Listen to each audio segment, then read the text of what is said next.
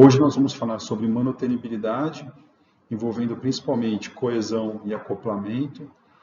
Deixamos o tópico de manutenibilidade por último, pois é uma parte bastante importante e que o arquiteto também tem que ter preocupação com isso, né? Porque o desenvolvimento de software, ele requer do desenvolvedor o pensamento a esse respeito. Então é muito importante que o arquiteto entenda muito bem esses conceitos, né, que são do dia a dia do desenvolvedor, são do dia a dia do projetista, né, aquele que analisa e passa as atividades para a equipe.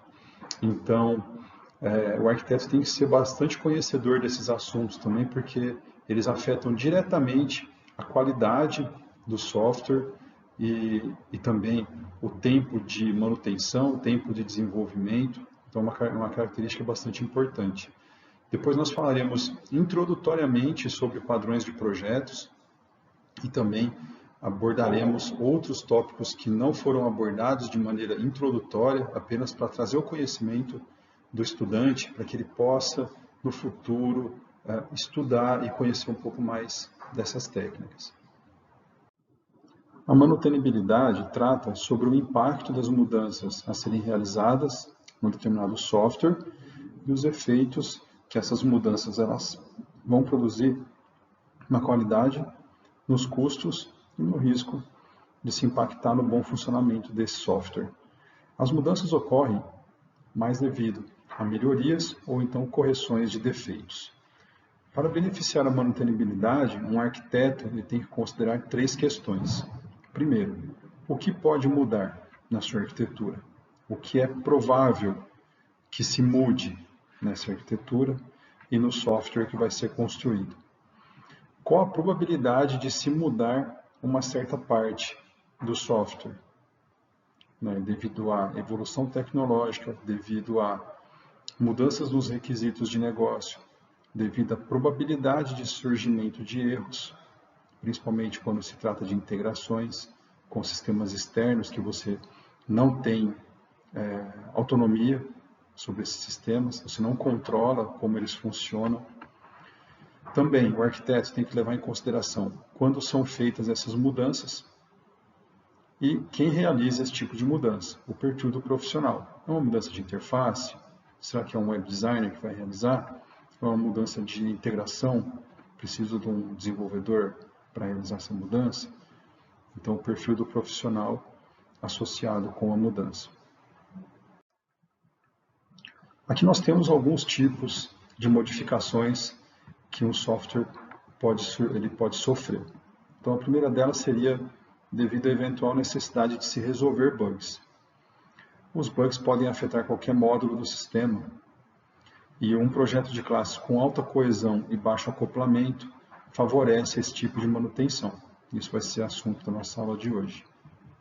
Uma outra fonte de modificações seriam melhorias, ou realizar a troca, ou acrescentar uma nova interface com o usuário.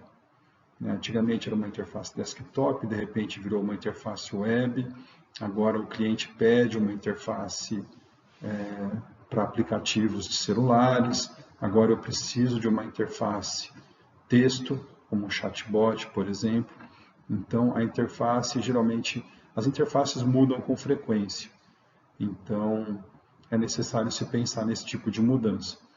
Para esse tipo de situação, as arquiteturas que melhor acomodam essas mudanças seriam as arquiteturas em camadas, a multilayer, e a MVC, Model View Controller. Elas separam bem a camada de apresentação da camada de negócios, persistência e acesso a serviços externos. Então, as regras de negócio, então como as informações são manipuladas, como os serviços externos são invocados, então como o banco de dados é acionado. Então isso ficaria numa outra parte, num outro módulo do software, geralmente chamada de camada de negócio. É uma camada que pode ser reaproveitada independente da interface com o usuário. Se recebeu um pedido pelo chat, se recebeu um pedido pela web ou pelo aplicativo, ou por um aplicativo desktop que seja, geralmente a criação do pedido é uma rotina padrão dentro de um sistema, desde que seja o mesmo sistema. Então, isso ficaria num módulo à parte, numa camada à parte do sistema. Um outro tipo de modificação seriam mudanças nas regras de negócio. Isso devido à evolução do ambiente de negócios, devido a novas legislações que surgem no ambiente de negócio, que as empresas têm que se adequar, devido a surgirem novas necessidades de integração, para facilitar, aumentar a agilidade dessa empresa. Então, a mudança na regra de negócio afeta como as automações são feitas pelo seu sistema e também é favorecida em arquiteturas multilayer, ou MVC até. A modificação ela fica restrita aos objetos de regras de negócio, que contém a lógica de como uma atividade é feita em um nível de abstração mais alto. Então, ali nós temos quase uma linguagem algorítmica, Você não vai ter nessas classes de negócio detalhes sobre como as informações são salvas no banco de dados. Isso fica para outra classe. Ou detalhes de como uma invocação ao serviço de emissão de notas fiscais é feito. Para qual URL eu vou mandar a nota fiscal? Então, geralmente, isso fica para uma outra classe. Então, a camada de negócios, ela é código, ela é programação. Mas os detalhes de implementação que podem mudar com o tempo, ficariam em outras classes dentro do mesmo módulo. Então, a invocação também de objetos que lidam com a persistência de dados e interação de serviços externos ficariam em classes separadas das classes que contêm a regra ou a lógica de funcionamento da empresa. Um outro tipo de modificação que é bastante comum é a inclusão de novas funcionalidades. Aí, nesse caso, não tem o que fazer, você acaba tendo que modificar todos os módulos de um sistema. Outras manutenções possíveis envolvem também integrações com serviços externos. Toda aplicação tem integração com serviço externo. Pode ser um banco de dados, um serviço de envio de e-mails, um serviço de emissão de notas fiscais, um serviço de emissão de boletos, um serviço de notificações push, algum sistema legado que você precisa atualizar, nem que seja modificar o banco de dados de um sistema legado, um sistema mais antigo. Tá? Então, finalizando, não são todas as causas de manutenção, mas as mais comuns, e as arquiteturas multilayer estão entre as mais utilizadas para sistemas em geral. E estão muito bem alinhadas com o desenvolvimento orientado a objetos também. Então, elas se alinham muito bem, então acaba tornando bastante atrativo para o desenvolvedor utilizar esse tipo de arquitetura e também para o arquiteto. As táticas de manutenibilidade que nós vamos falar daqui para frente, elas envolvem maneiras de se controlar a manutenibilidade, tentando privilegiar a manutenibilidade, com o objetivo de controlar a complexidade de se realizar mudanças e também o tempo e o custo que levaria para se fazer essas mudanças. Então, são técnicas que o arquiteto, e obviamente elas terão que ser seguidas pelos desenvolvedores, que são os maiores responsáveis, para que a manutenção seja feita no tempo correto, não se tomar muitos recursos de tempo e a quantidade de profissionais para se fazer a manutenção desse sistema. Então, de maneira geral, chega uma necessidade de mudança no sistema, bug, melhorias, troca de interface, nova interface, e aí existem as táticas para controlar a manutenibilidade e a mudança sendo realizada, testada e instalada dentro do prazo e do orçamento. Então, aqui nós temos algumas táticas de manutenibilidade.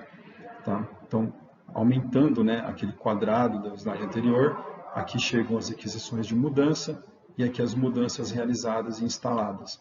Então, nós podemos sempre utilizar a redução do tamanho do módulo, fazer a divisão do sistema em módulos, a modularização do sistema, sempre é uma boa prática.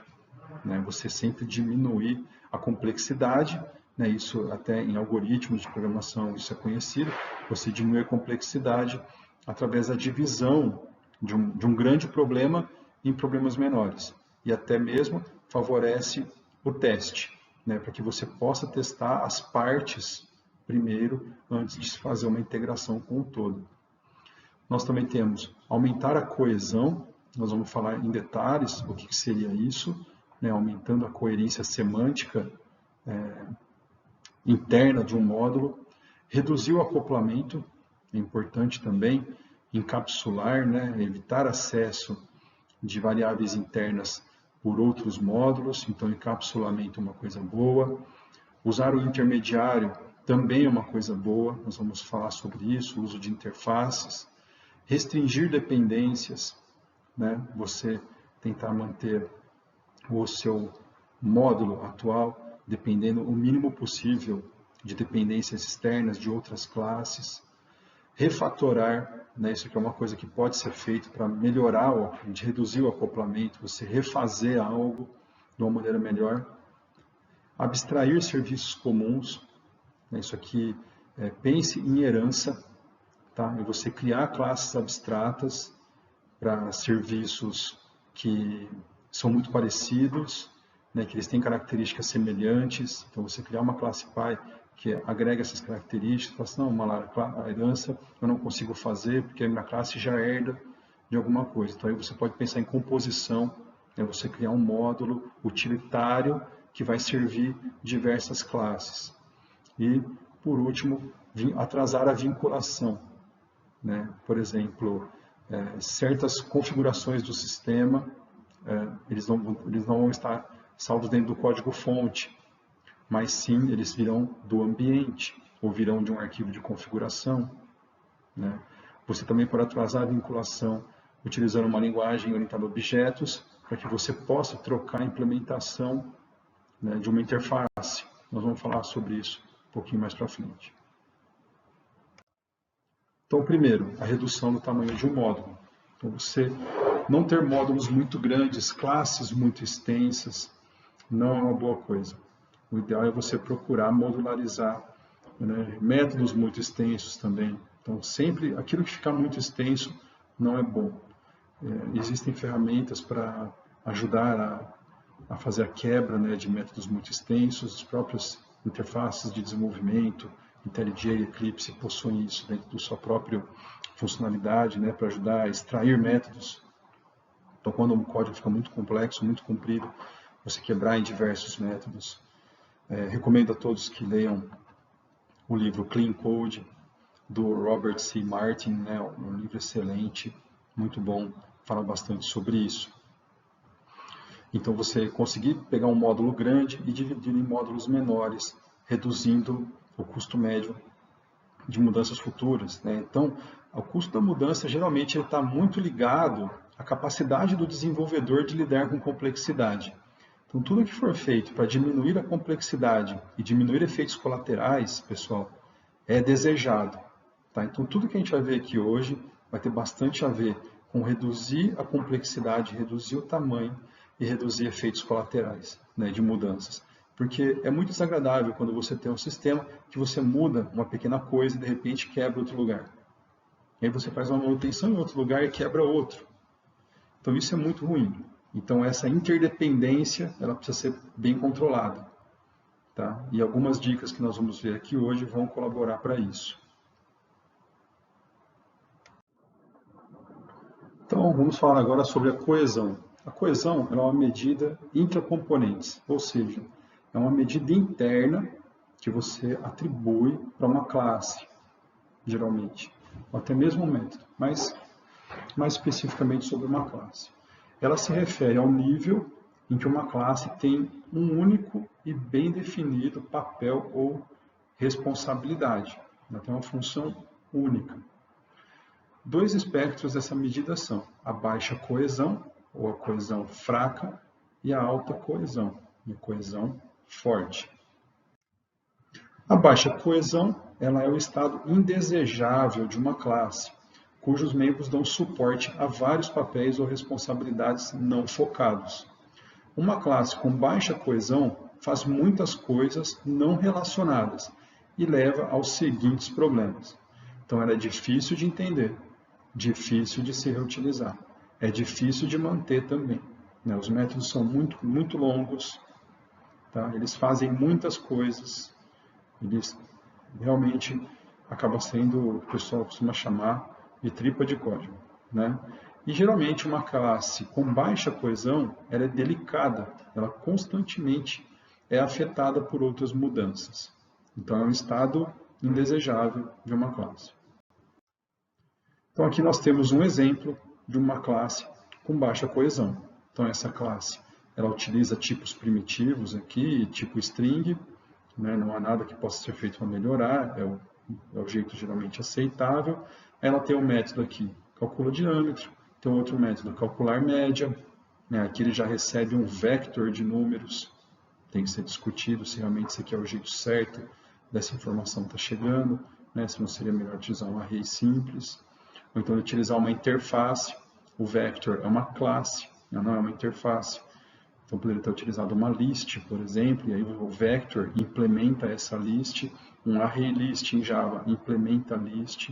Então, só usando a questão do Java e desse uso de uma classe como argumento. A preferência deveria ser por uma interface. Nós vamos falar disso depois. E aqui depois tem um método abreArquivo, passando o nome de um arquivo e retornando um output string, né? Então, aparentemente, coisas nada relacionadas, utilizando, né, classes, né, tipos de dados muito diferentes entre si. Parece que essa classe ela não tem um motivo, uma razão única de existir, né? O ideal, eventualmente, seria levar esse método para uma outra classe que lide com esse tipo de arquivo que é desejado se lidar aqui, não deveria estar nessa classe. A alta coesão é um estado desejável de uma classe cujos membros dão suporte a um único e bem definido papel ou responsabilidade. Também é conhecida como coesão funcional. O principal benefício da alta coesão é que normalmente tais classes são mais fáceis de se manter, elas são menos frequentemente alteradas do que as classes com baixa coesão. Então, quanto maior for a coesão, menor será o nível de acoplamento de um módulo, que é uma próxima medida. Então aqui nós temos o exemplo de alta coesão, né? Esse aqui é um exemplo de um Java Bean, né? Que seria uma entidade, né, que carrega dados com nome e telefone, e aqui temos getNome, setNome, getTelefone, setTelefone. Então essa entidade ela tem um motivo de existir muito específico, né? É para lidar e para armazenar instâncias de informações dentro do sistema. Como se você fosse no banco de dados, fizesse uma consulta pelos contatos e carregasse uma lista de objetos do tipo contato. Então, ele tem um uso muito específico, né? Ele serve para transportar dados. Então, isso confere a esse tipo de classe uma alta coesão. Ela não existe, ela não faz outra coisa além de transportar dados. Então, como manter a coesão sob controle, né? Classes que fazem muitas tarefas não relacionadas são mais difíceis de entender, de manter e de reusar, e são mais vulneráveis a bugs durante as mudanças. Então, o ideal é que a gente divida as responsabilidades entre classes, para manter a coesão alta em cada classe. Tá? Então, sempre pensar em se manter alta coesão através da divisão de responsabilidades. Para o nosso próximo exemplo, imagine que nós temos um sistema de caixa para registrar vendas em uma loja. Sistema fictício, provavelmente não seria implementado dessa forma, apenas para mostrar uma situação. Então, como que nós devemos atribuir uma responsabilidade para criar um pagamento e associá-lo com a venda? Uma venda pode ter um ou vários pagamentos. A pessoa pode ter pago, sei lá, uma venda de R$100, pagou R$50 em dinheiro ou de 50 em cartão. Então, o pagamento ele seria parte da venda, né? Então, aqui nós temos, né, no nosso exemplo, a classe Payment, né, que seria referente a pagamento. Nós temos a classe Register, que seria a tela de checkout, por exemplo, né, onde a pessoa está digitando os valores ali. E a classe Sale, que seria a venda, tá? Então, vamos para o diagrama. Então, Nós temos aqui o diagrama, né? Um diagrama chamado Register, que seria o checkout, a tela de pagamento final. Essa tela Register, ela estaria criando um pagamento e depois adicionando esse pagamento em uma venda e depois continuaria aqui realmente registrando a venda. Tá? Então, esse aqui seria um cenário onde a classe Register assumiu a responsabilidade por uma coisa que é parte de sale, né, ou de venda, ou seja, fazer um pagamento não seria responsabilidade da registradora, né, de Register. Deixa eu corrigir isso aqui depois. Nesse caso, faz mais sentido que o pagamento seja parte de sale. Então, a registradora ela solicita a criação do pagamento, a criação de uma venda, e aí a venda faz o pagamento. Ela cria o pagamento, a entidade de pagamento. E então, o Register delega a responsabilidade de se fazer o pagamento para a entidade, para a classe Sale, aumentando a coesão de Register. Ou seja, Register tem que conhecer menos classes. Ele tem que manipular menos código, menos outras classes. Tá? Isso aumenta a coesão da classe Register. É possível, então, aumentar a coerência semântica, né? Semântica é comportamento esperado. Se as responsabilidades de A e B em um módulo não servem ao mesmo propósito, elas devem ser colocadas em módulos diferentes. Então, se eu tenho duas responsabilidades da mesma classe, é uma boa ideia você pensar em maneiras de separar isso, de separar em classes diferentes. Isso pode envolver a criação de um novo módulo ou a mudança de uma responsabilidade para um módulo existente. Pode ser que você tenha que migrar código para um lugar onde ele seja mais apropriado. Muito bem. Acoplamento é uma medida diferente de coesão. Né? Coesão é uma medida interna de cada classe. Acoplamento não. É uma medida interclasses, externa. Como as classes se relacionam. Tá? Então, é uma medida intercomponentes. No caso, orientação a objetos, uma medida entre relacionamento de classes. É o grau de dependência entre classes. O acoplamento ele se refere ao nível em que uma classe conhece ou usa membros de outra classe. Existem dois espectros dessa medida. Nós temos o baixo acoplamento, que seria o acoplamento fraco, e temos o alto acoplamento, que seria o acoplamento forte. Então, vamos primeiro verificar o baixo acoplamento. No baixo acoplamento, se o único conhecimento que a classe A tem sobre a classe B é que a classe B foi exposta através de sua interface, então a classe A e B tem um baixo acoplamento. Ou seja, eu consigo substituir a classe que implementa a interface por outra. O baixo acoplamento é um estado desejável para as classes bem encapsuladas que minimizam as referências umas às outras. Então, numa situação no mundo ideal, a interconexão entre classes deveria ser sempre através de interface. Nem sempre isso é útil, nem sempre isso é necessário, mas é algo para se pensar. Se a classe A se baseia em partes da classe B que não fazem parte da interface de B, então elas são bastante acopladas. Em outras palavras, se A sabe mais do que deveria sobre a forma como B foi implementada, então A e B estão bastante ligadas. O autoacoplamento é o estado indesejável de se ter classes que desobedecem regras do baixo acoplamento. Então aqui nós temos alguns problemas do autoacoplamento. Então, a classe, primeiro, difícil entendimento, pois a classe é mais difícil de se entender isoladamente. Exemplo, ao tentar encontrar um erro no seu sistema, você começa a analisar uma determinada classe A e descobre que para entender essa classe A precisa estudar a classe B que está ligada a ela. Para também entender esta, precisa estudar a classe C e assim por diante. O autoacoplamento também traz uma difícil reutilização. A classe é mais difícil de ser reusada, já que depende da presença de outras classes. Um exemplo, digamos que seja necessário retirar uma determinada parte do sistema, algo como um módulo de calcular folha de pagamento de um sistema financeiro.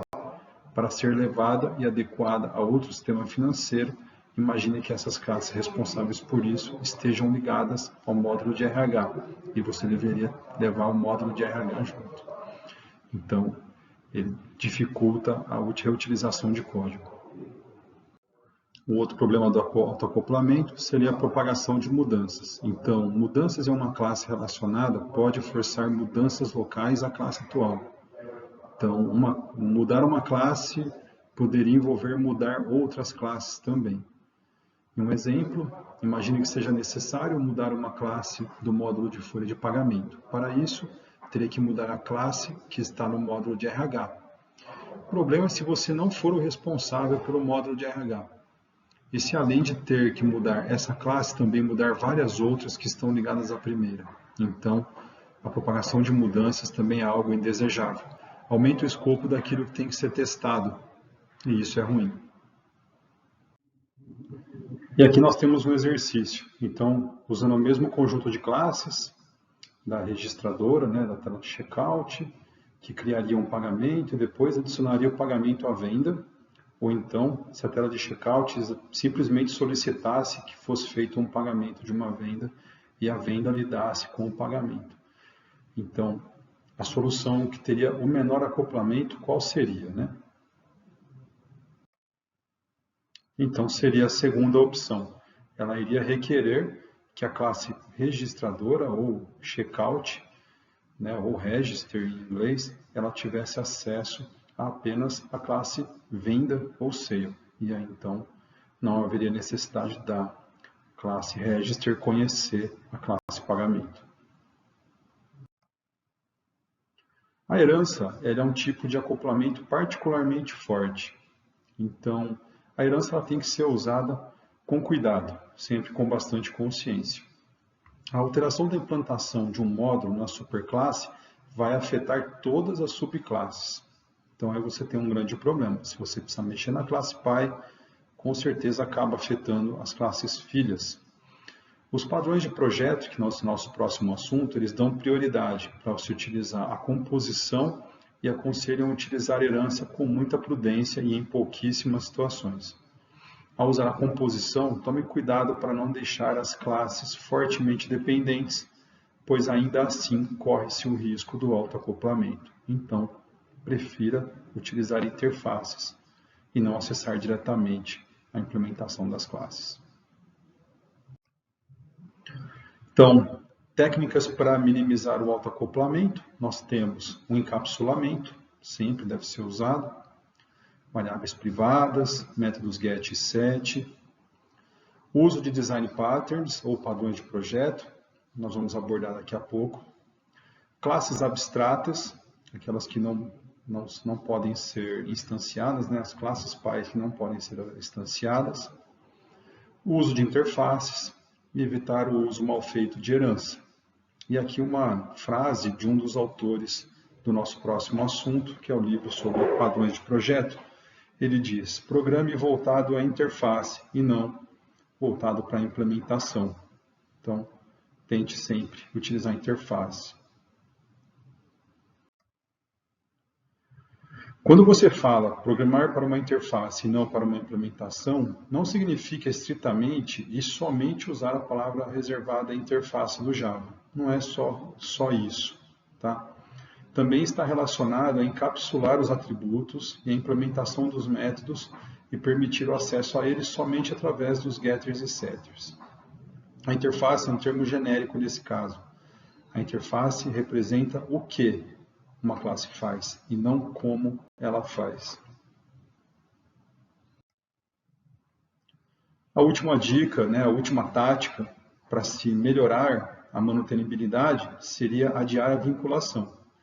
Em geral, quanto mais tarde no ciclo de vida do software pudermos vincular valores, melhor. Se projetarmos artefatos com flexibilidade incorporada, então exercitar essa flexibilidade geralmente é mais barato do que codificar manualmente uma mudança específica no futuro. No entanto, colocar os mecanismos em prática para facilitar essa ligação tardia tende a ser mais caro, mais demorado. Essa vinculação tardia ela pode ser obtida através de parametrizações do ambiente. Por exemplo, a obtenção de informações sobre a implantação, né? Por exemplo, no ambiente de produção, você tem lá os dados de conexão com o banco de produção. No ambiente de desenvolvimento, dados de conexão com o desenvolvimento. No ambiente de QA ou de testes, você teria os dados de conexão com o banco de dados de testes. Então, essas informações não ficariam dentro do software, elas ficariam configuradas nos próprios servidores e o software, quando ele inicializa, ele obtém esses valores. Existe também a vinculação tardia relacionada ao código, quando você usa programação orientada a objetos e utiliza interfaces junto com polimorfismo. Então, você pode utilizar frameworks de injeção de dependências, como o Spring e o Nano, para criar os objetos à parte e vinculá-los às suas classes que necessitam esses objetos somente durante o início da execução. Muito bem, pessoal, essas foram as técnicas para melhorar a manutenibilidade. Agora, nós vamos ver o nosso último assunto na disciplina, passar rapidamente sobre os padrões de projeto. Como a gente fala de padrões de arquitetura, então é importante explicar para vocês o que são também os padrões de projeto, porque pode ser que vocês vão encontrar isso no desempenho da profissão de vocês. Então, até para poder diferenciar. Não tenho intenção aqui de ensinar os 23 padrões. Aí teria que ser feito através de um outro curso, a leitura de um livro, até mesmo utilizando a internet. Mas apenas deixar aqui algumas informações preliminares. Então, o que seria um padrão? O padrão é uma maneira testada ou documentada de alcançar um objetivo qualquer. Padrões são comuns em várias áreas da engenharia, tá? Principalmente engenharia civil, engenharia mecânica. Existem algumas soluções padronizadas para alguns tipos de problema. E em inglês, padrões de projetos chamam-se design patterns. E são padrões para se alcançar objetivos na engenharia de software usando classes e métodos em linguagens orientadas ao objeto. Esse assunto, né? Na verdade, até mesmo esse livro, que eu vou comentar daqui a pouco, foi inspirado em Uma Linguagem de Padrões, publicado por Christopher Alexander, sobre padrões de arquitetura de cidades, casas e prédios. Os padrões de projetos são um repertório de soluções e princípios que ajudam os desenvolvedores a criar software e que são codificados em um formato estruturado, consistindo de nome. Então, todo padrão tem um nome. Todo padrão ele define qual problema ele soluciona. E todo padrão ele documenta como esse problema é solucionado. O objetivo dos padrões é codificar conhecimento existente de uma forma que possa ser reaplicado em contextos diferentes. O primeiro conjunto de padrões que eu vou mencionar aqui nessa aula são os padrões GRASP. Foram introduzidos por Craig Lerman no seu livro Aplicando o ML e Padrões. Os padrões GRASP significam Padrões Gerais de Software de Responsabilidade e Atribuição.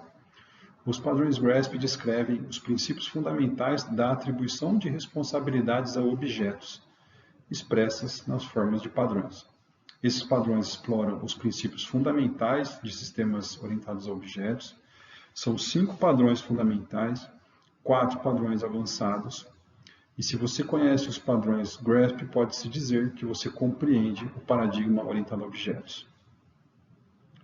Esses padrões não são tão conhecidos no mercado, mas eu recomendo que vocês estudem eles. Outros padrões que nós vamos falar aqui são o conjunto de padrões mais conhecidos no mercado, que são chamados de padrões clássicos ou padrões GOF. Foi publicado no livro Design Patterns, em 94, de Eric Gama, John Glissidis, Ralph Johnson e Richard Helm, e descreve 23 padrões de projeto. São soluções genéricas para problemas mais comuns do desenvolvimento de software orientado a objetos. O livro se tornou um clássico na literatura orientada a objetos e continua atual. Não são invenções, são documentação de soluções obtidas através de experiência. Foram coletados através de experiências de sucesso na indústria de software, principalmente projetos C++ e Smalltalk. Os 4 autores são conhecidos como The Gang of Four ou GOF, ou ainda a Gangue dos 4. E então, pessoal, existe uma pergunta, né, que fica no ar. Se existem 2 catálogos de padrões, pode existir um terceiro catálogo, um quarto, um quinto? A resposta é sim. Existem vários catálogos de padrões em software. Muitos são específicos em uma determinada área, como, por exemplo, os padrões Java Enterprise, que são derivados dos padrões clássicos, mas acabam tendo um pequeno ajuste para se adaptar melhor à plataforma Java. Ou padrões de concorrência, também já foram publicados, padrões em sistemas distribuídos. Existem também, não estão aqui, mas os Enterprise Design Patterns, né, publicados por Martin Fowler. Então, é uma área de estudos bastante ampla. Recomendamos o estudo de 2 outros padrões, né, bastante importantes, que seriam o Dependency Injection, ou injeção de dependências.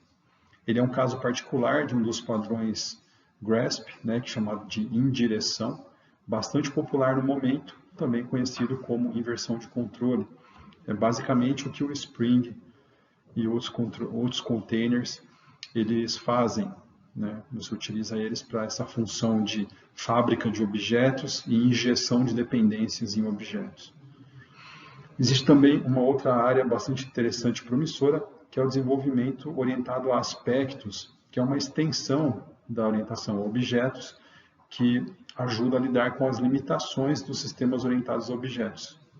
O próprio Spring ele implementa soluções baseadas em aspectos, sem utilizar uma linguagem específica para isso, ou sem criar um superconjunto do Java, por exemplo.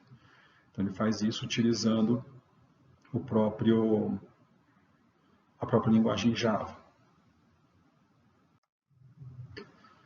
E o que tem de vantagem? Qual é a razão de se estudar os padrões? Primeiro, que todo mundo deveria procurar, aprender com a experiência dos outros. Né? Identificar problemas comuns em engenharia de software e utilizar soluções testadas e bem documentadas. Utilizar soluções que têm um nome facilita a comunicação, compreensão e documentação. Aprender a programar bem com orientação a objetos, né, seria uma coisa interessante também. Não quer dizer que você tem que utilizar os 23 padrões. Tá? Existem muitos padrões ali que não são tão simples, não são tão fáceis, não são tão viáveis, né, para se utilizar. Tem outros que são utilizados o tempo todo, como Singleton, como Abstract Factory. Tá? Então existem como Facade. Então tem outros padrões. Tem padrões que são muito úteis e outros que são menos úteis. Desenvolver software de melhor qualidade. Tá? Os padrões eles utilizam eficientemente o polimorfismo, a herança, modularidade, composição, abstração, para construir código reutilizável, eficiente, de alta coesão e de baixo acoplamento. Os patterns também eles nos dão um vocabulário comum, fica mais fácil de se comunicar entre os próprios desenvolvedores. Né? Eu fiz um singleton aqui, eu fiz um adapter ali, eu fiz uma façade, eu fiz um business delegate, eu fiz um abstract factory. Então, as pessoas conhecendo essas soluções facilita a comunicação. Também facilita na documentação, na aprendizagem. Tá? Então, as pessoas que estão aprendendo programação orientada a objetos geralmente reclamam que os sistemas com os quais trabalham usam herança de forma complexa, que é difícil seguir o fluxo de controle. Geralmente, a causa disso é que eles não entendem os padrões do sistema. Então, aprender os padrões ajuda um novato a agir mais como um especialista. E, por fim, comparamos arquitetura e design patterns. Né? A arquitetura ela trata aspectos gerais e objetiva endereçar qualidades sistêmicas do sistema como um todo. Tá? Embora o arquiteto tenha que pensar na codificação e na implementação também, porque é papel do arquiteto criar uma arquitetura de fácil realização na tecnologia escolhida. Agora, os design patterns, eles tratam de problemas de codificação de módulos, buscando atingir requisitos não funcionais relacionados à manutenibilidade e testabilidade. Aqui nós temos os elementos de um padrão, né? O nome, já foi falado, um problema, quando aplicar o padrão, em que condições.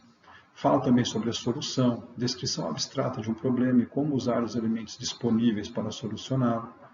O pattern geralmente ele possui também consequências, custos e benefícios de se aplicar o padrão, impacto na flexibilidade, extensibilidade, portabilidade e eficiência do sistema. Os padrões GOF, né, o Gang of Four, Gangue dos Quatro, ou padrões clássicos, eles são classificados de uma forma bastante simples, né, por propósito. Nós temos padrões de criação, nós temos padrões de estrutura, nós temos padrões de comportamento. E também ainda temos padrões que são padrões de classe e padrões de objeto. Vai ficar mais claro no próximo slide. Então aqui nós temos os 23 padrões clássicos, segundo GOF, ou a Gangue dos Quatro. Então aqui nós temos o escopo, né, padrões de escopo de classe e padrões de escopo de objeto. Ou seja, para criar esse padrão, eu faço métodos de classe. E para criar esses padrões, eu trabalho com objetos. Aqui nós temos o propósito, padrões de criação, padrões de estrutura, padrões de comportamento. Os padrões de criação, nós temos Factory Method, Abstract Factory, Builder, Prototype, Singleton. Padrões estruturais, temos o Class Adapter, Object Adapter, nós temos o Bridge, Composite, Decorator, Facade, Flyweight e o Proxy. E padrões de comportamento, nós temos 2 padrões de comportamento de classe e mais cerca de 8 ou 9, 10 aqui de objeto. Então nós temos o Interpreter, nós temos o Template Method, temos como padrões de comportamento de objeto, temos o Chain of Responsibility, temos Command, Iterator, Mediator, Memento, Observer, State, Strategy e Visitor. Recomendamos que sejam estudados ao menos Factory Method, Abstract Factory, Singleton, Decorator, Facade, Iterator e Visitor. Tá? Se eu fosse deixar mais um aqui, eu deixaria também o Proxy, mais 2, e o Chain of Responsibility. Tá? São alguns padrões aí dos mais utilizados. Pessoal, teve muitos assuntos que nós não conseguimos explorar nesse curso, embora o curso teve aulas longas, né, e mesmo assim ainda acabou faltando tempo. Então, nós não exploramos programas de certificação para arquitetos, né, tem 2 grandes grupos de programas, tem o programa TOGAF, The Open Group Architecture Framework, temos o ZACMAN, tá, são 2 programas de certificação, mas para padronizar a atuação do arquiteto. Eles não obrigatoriamente vão te ensinar a lidar com aspectos técnicos, mas sim gerenciais da sua profissão. Nós temos padrões de projeto, né, para serem estudados, os do Java, por exemplo, Java Enterprise. Aqui está o link do livro, corej2epatterns.com. Tem os padrões GRASP, foi falado muito pouco sobre eles, recomendo que vocês leiam. Também recomendo que estudem inversão de dependência e seus frameworks, como Spring, por exemplo. Isso tem sido usado em todas as linguagens orientadas a objeto. Não falamos também sobre os princípios SOLID, que também são extremamente importantes, assim como a coesão e o acoplamento para a produção de código de qualidade. Nós também não falamos do Teorema CAP, que tem a ver com armazenamento de dados distribuídos, também vale a pena. É importante que um arquiteto conheça essas limitações. Nós não falamos do IAGNI, né, que você não vai precisar disso, tentando sempre orientar o arquiteto a procurar soluções simples. Deixei o link aqui também. Nesse link temos vários outros links. Tá? Eu recomendo que você explore esses links também, conheça, saiba, entenda. Isso é muito importante. Por fim, pessoal, a área de arquitetura de software é muito extensa. Muitos assuntos não foram cobertos, como eu já tinha dito, são temas mais voláteis e mais ligados à programação do que a projeto de arquitetura. Recomendo, para se tornar um bom desenvolvedor de software, primeiro, antes de você tentar se tornar um arquiteto, tenta ser um excelente desenvolvedor de software, conhecer tudo que tem por aí, para ser conhecido, para se fazer software de qualidade. O arquiteto deve sempre buscar o conhecimento, estude, pratique. Um bom arquiteto se forma com estudos e experiências de projetos acumulados. Tá? Então, é isso, pessoal. Agradeço a atenção. Espero que o curso tenha sido adequado, interessante. E boa sorte a todos. Qualquer dúvida, fico à disposição. Grande abraço. Até!